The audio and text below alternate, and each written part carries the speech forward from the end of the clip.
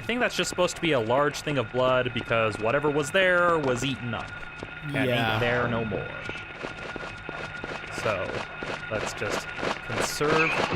Ah! Run away! Run away! Run away! Okay. Okay, No so more now that ominous we're... music.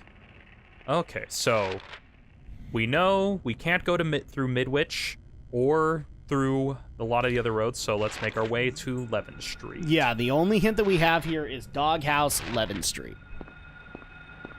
So we get to go through a doghouse when we've already met the demon dogs. This game just wants to take us through a happy-filled journey of fun and rainbows. I already tell you guys. You don't know how much you're missing out. Alright, since this guy's gonna be bugging us for a while,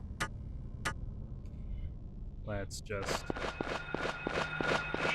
keep the pistol at the ready.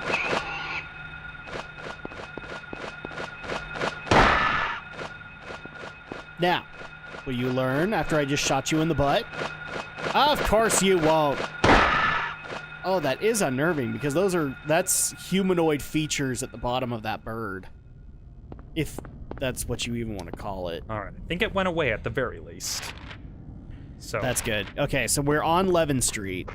I think we've gone up this way. yeah. So let's try the other side.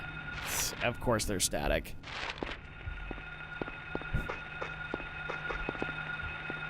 Okay. Oh. Okay, I demon hear dog, the demon sound dog. of Yeah, we're coming across a lot of dogs now. So maybe that's a good indicator we're nearby the doghouse. And let's use one of the healing items. Yeah. Just because we can't... You can't stop a dog jumping at you. Like that!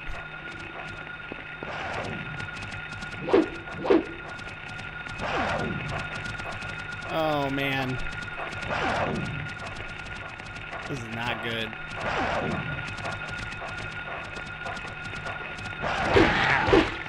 Okay, we at least got one of them dead. It's a good thing you checked to see if that was dead, Romney, because it was not dead. Oh, I just barely noticed with the dogs, like, there's a horse skull? Okay. What sadistic bastards made this game? Again, Konami employees that had basically been told that all their games had bombed. Oh, wow. Okay. Probably a doghouse, though I'm not sure since there's no dog around. Okay, so nothing in particular around. Does that mean we can go inside?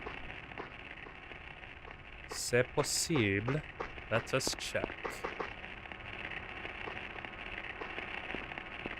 Especially given the static seems to be...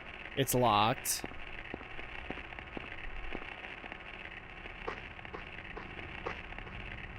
And given that this is all psychological based, like, odds are pretty good that we were actually playing a crazy person and we just brained two normal dogs. Yeah, it's entirely possible.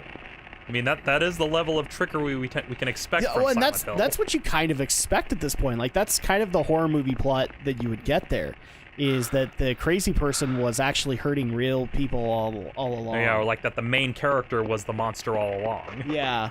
It's a common trope with a lot of horror fiction, and sometimes you can do it really well, and it's also something that's easy to screw up if you don't actually think things through.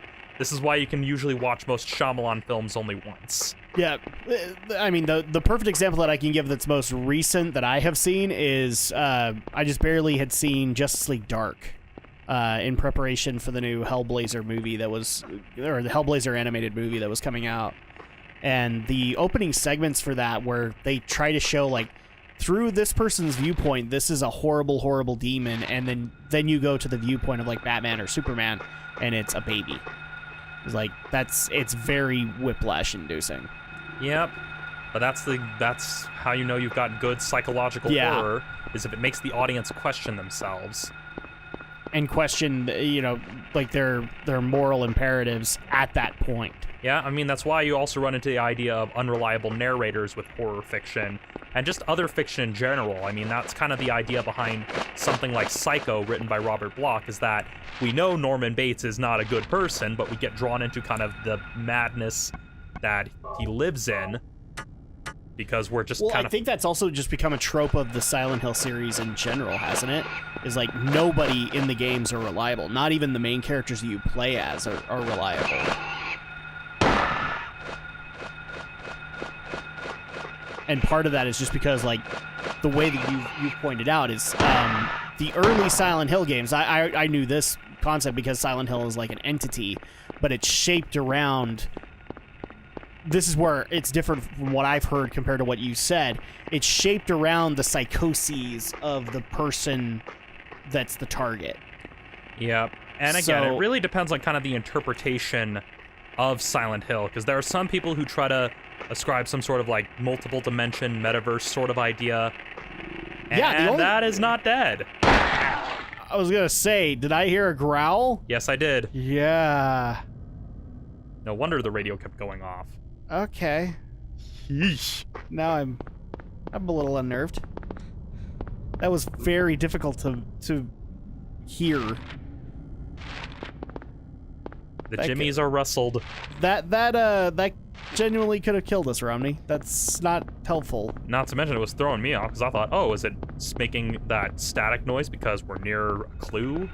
Or near a bird or something like that. Okay, so going down 11th Street, headed towards Block. I think by the time we hit Block there's another... by the time we hit Block, we're blocked.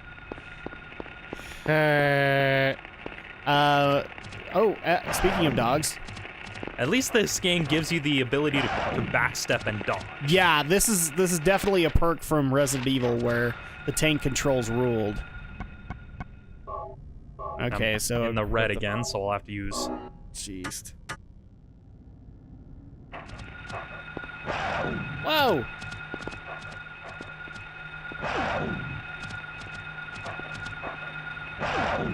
Ow!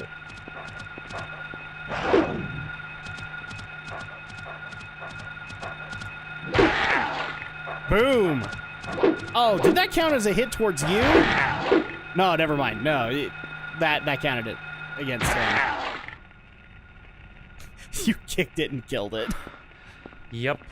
There you go.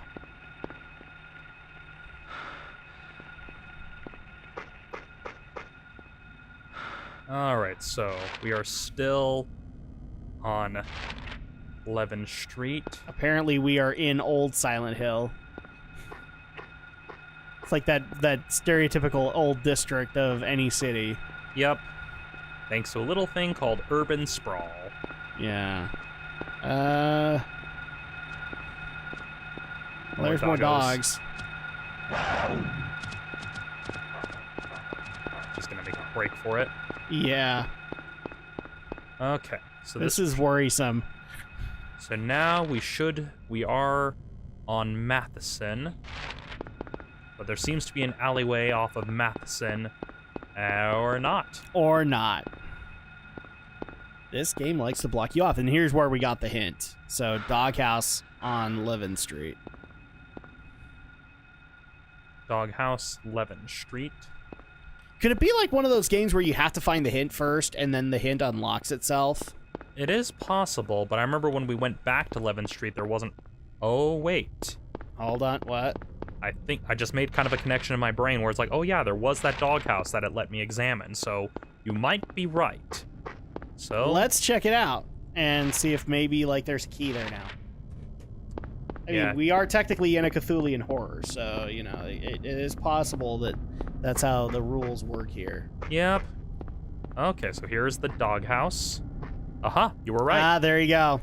House key was hidden in the doghouse. Take it. Dude, the art's actually pretty damn good. The other thing that I've also been told of Silent Hill is the music is really memorable for the first 3 games. So I'm very interested to hear some of the medleys that come out of this. First aid kit. Oh my gosh, we totally need this. All right, let's see how bad are we health-wise. Yeah, we're very much in the red. Yeah. Yeah, I guess let's go ahead and use it just to be safe. Yeah. Hopefully, we're in a house, so we'll probably come across some bottles, too. Locked. but I'm only an Amazon guy trying to deliver some packages to you. And steal your beer. Alright, so we've saved and are in the doghouse. Both figuratively and somewhat literally. Yes. By the way, so I don't know if you... I think we're probably not going to follow up on this on the podcast, but did you hear that they actually did implement that system? And already there are complaints because people are abusing it. It doesn't surprise me. Oh my gosh, the Amazon key system. We joked about it for so long. This is a bad idea, Amazon.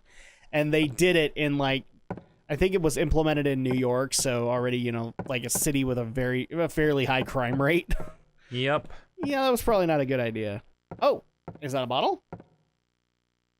Yes, it is. There you go, a health drink. Oh, my apologies. Well, it is a bottle of health drink. This is like the rice ball donut situation in Pokemon. Yeah, except at least it's not like they're calling it something else. No, yeah. The refrigerator is empty. He can tell without even opening it. Well, he has X-ray vision like that. Yeah. He has to be able to look for his daughter. There are 3 locks. Something is written on the map hanging on the wall. Keys for Eclipse. So that means we have to go back over to Backman and navigate through that alleyway. I'm trying to remember. Was that littered with dogs? Possibly. Somebody tells me that it's gonna. If it wasn't before, it is now. Yeah. That's kind of the downside of being able to play games like this. Is like me and Romney can both kind of see what's coming, but now it's like no. Now I'm worried. Yeah, well, that's Silent Hill for you. And from what I've actually been told, like there really isn't a consistent story in the series either. Like 2 games are connected. Yeah, basically 2, technically 3 in the series are connected. 1, 3, and Shattered Memories. But even then, the connections... But like 2 has no connection to the first game. Nope, neither does 4. And neither do like The Room or what's the other one that's out there? The... crap. Yeah, because like all the US developed ones are separate. It's PC only. Or it got a PC release. It's not The Room. It's something else. Not Shattered Memories. Because I know for the Western developed ones, there was Homecoming, there was Downpour. I think that's the one. Yeah, because Homecoming was also on Xbox and PS3. Because that was the first one I played. On the recommendation of a GameStop employee who clearly never played the series.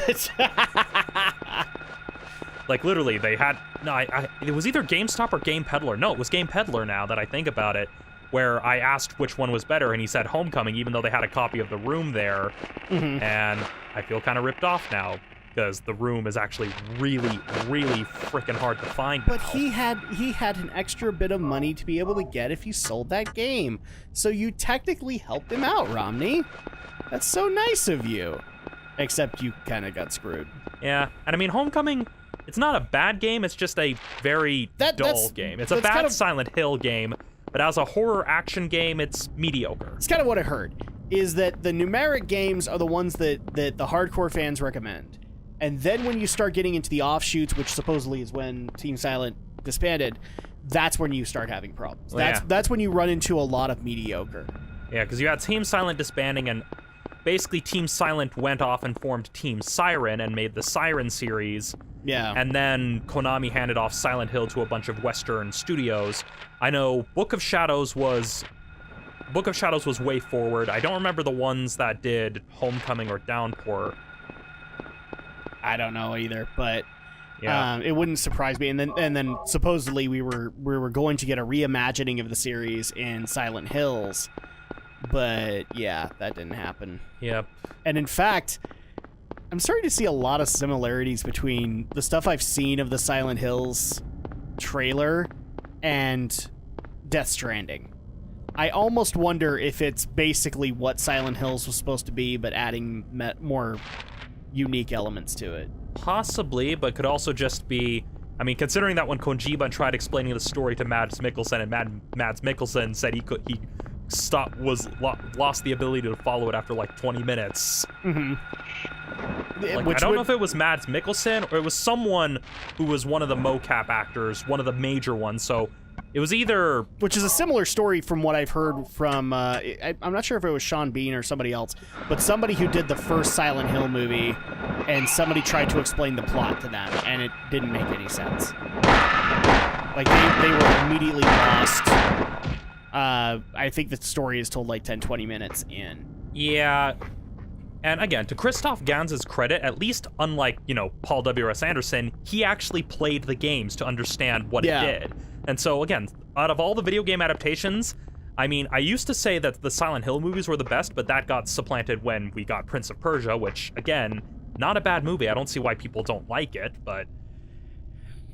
I've already told you kind of my beef with it, which I think we've kind of come to a respectable kind of viewpoint on there. My only problem is that it was called The Sands of Time. Yeah, and that was the which already kind of hints at the fact that it's going to be telling that story, and it didn't. So that was kind of my deal. If they'd called it anything else, if they just called it Prince of Persia, I would have been fine with it. Yeah, and the problem was that they called it Sands of Time, but there was no Sands of Time game on the market, and that was the other mistake, because Prince of Persia had already been rebooted by the time that movie was in So production. they had to do Forgotten Sands, which was dumb. They should have just rebooted, because the other thing I've heard internally with Ubisoft is they were talking at that point about rebooting or remaking Sands of Time, like modernizing it and bringing it out to the masses again.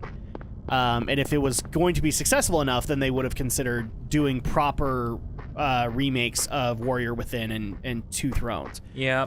But that didn't happen. Well, yeah, mainly because the idea for a spin-off became its own franchise. Well, yeah, and the team was not really interested in doing another Prince of Persia. They had this other idea, especially because became Assassin's Creed. Yeah, because Jordan Mechner was more or less done with Ubisoft at that point, where he wanted to kind of do his own thing, and Ubisoft wanted to basically become the, yearly sequel machines that they had become. So. Yeah.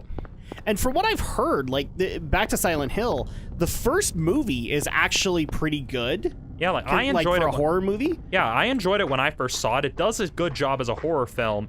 It's just, the problem is that Christoph Gans was kind of misogynistic because he didn't like the idea of that it's a father looking for the daughter in Silent Hill. And so we basically changed the names and changed everything because, only a woman would do this. Even though... But apparently the changes were embraced by fans. It made more sense, and it felt more like a movie plot than it did a game plot. Well, to a point. Problem is they kind of also broke the rules of how Silent Hill worked. Yeah. Because you had Sean Bean, and Sean Bean had to have more screen time.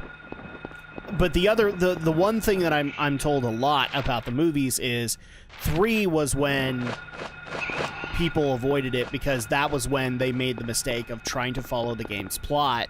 Well, there was only 2 Silent Hill movies, and that one tried to follow the story of 3. Yeah. And it basically was one of those retcons of, we're doing what you like, fans, please see our movie and pay us money. Yeah, and the only thing I've ever heard about Silent Hill 3 and was supposed to be the example of never to watch it was there's apparently a Pop-Tart jump scare in it. Well, yeah, because I remember I saw that second movie. It was back when I was a film critic. It was okay. It did some things better in the sense that it didn't constantly have you taken out of what was going on in Silent Hill because they didn't have to shoehorn in Sean Bean scenes at the behest of the studio. But that film kind of is a single-handed demonstration of the problem with not understanding how Silent Hill works and just trying to resort to only fan service. Mm-hmm. I mean, granted, the fight scene between Pyramid Head and the other big bad monster looked cool, but just didn't work for, a psychological horror. But again, another problem that people had with it was the abuse of Pyramid Head, as basically Hollywood looked at that monster and said, "Oh, well, that's the premiered monster of this franchise, that's the Silent Hill monster," and not understanding it at all. Yeah, especially considering that the names are referred differently. Most people call it Pyramid Head, but the official name apparently is Red Pyramid, which is even more confusing. That's the first I've ever heard of it. I'm aware of Pyramid Head, but I don't know the lore around him. Well, and then again, when you consider the scope of Silent Hill 2, there isn't meant to be any elaborate lore. It's again something that is very much. But from what I've even been told, the comics abuse him too. Yep, the comics. I mean, Linkara pretty much broke it apart. Okay, where are those damn keys? Okay, so bring up the map again, because are you in the right alleyway? Yeah, I'm right in the circle. Oh, okay. I thought it was that red line. No, because the circle is where the keys are, so it's somewhere here. Okay. But yeah, like, Linkara's reviews of the comics already go into greater detail about the problem with the Silent Hill comics. Because they, again, suffer the same problem that the movies suffer from, is that people just don't seem to actually get it. And also the writers of the comics tried to add lore where there was none. Or where none was needed. Yeah.